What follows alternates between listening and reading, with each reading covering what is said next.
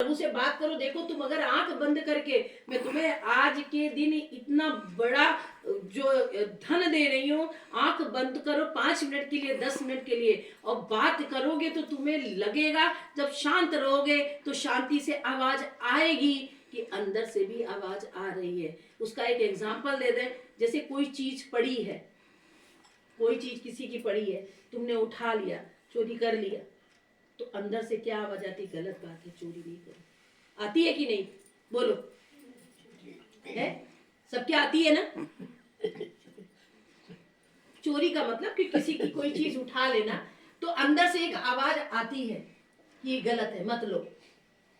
तो तुम्हारे अंदर तो कोई देख तो नहीं रहा, तो कोई देखने तो उठा लो, फिर अंदर से आती नहीं, किसी की चीज नहीं उठाना। तो जो कहने वाला है, जो बताने वाला है, वही भगवान आपको बता रहे हैं ये गलत है, मत कर।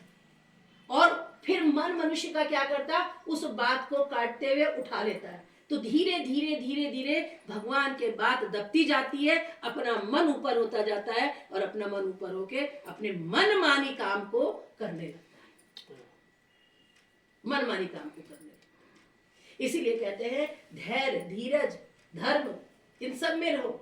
भगवान तो कहते हैं, महाराज जी तो कहते हैं कि कुछ मत करो, सारे धर्मों का, सारे कर्मों का परित्याग करो, एक मेरा नाम लो। एक साधे सब सधे, सब साधे सब जाए, ये नाम क्यों आया है? एक साधे सब सधे, सब साधे सब जाए, ये नाम क्यों आया है? ये इसीलिए ये नाम आया है। एक को साधो, एक को पकड़ो। कहते हैं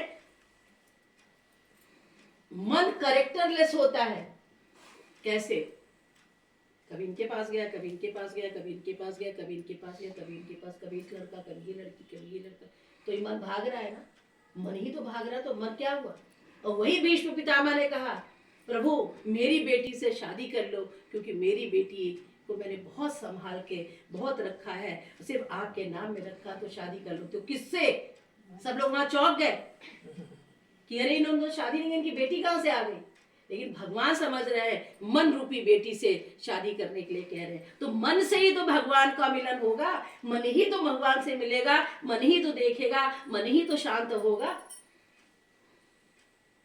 जीव आत्मा तो अपने में स्वतंत्र है, वो तो जानती है कि हम भगवान के बच्चे हैं। हम ये कर्मों से, ये माया से, ये मन ने हमको फंसा लिया, दबा लिया, लेकिन ये हमें उतने ही दिन तक दबा सकता है जितने दिन तक हमारा इसके संग है। एक दिन जब इसका समय खत्म होगा, हम अपने आप चले जाएंगे, निकल जाएंगे, ये कुछ नहीं कर पाएगा हमारा। लेकिन ये कर्मों के बंधन में बंध जाएगा, 84 के बंधन में बंध जाएगा, और फिर छूटेगा, फिर जाएगा, जैसा कर्म किया वैसा जाएगा। ये बात आप लोग समझ जिस दिन जाएंगे ना, ये जो सत्संग मिल रहा है ना, ये सत्संग फिर कहीं नहीं मिलेगा। एक हम आपको बात बता दें, जितना भी पूजा करो, पाठ करो, व्रत करो, नित्य करो, नियम करो, कुछ करो, लेकिन जो ये मिल रहा है, ये जो महाराज जी दे रहे हैं, महाराज जी की कृपा से आज ये जो वाणी चल रही है, ये हम आपको बता नहीं सकते।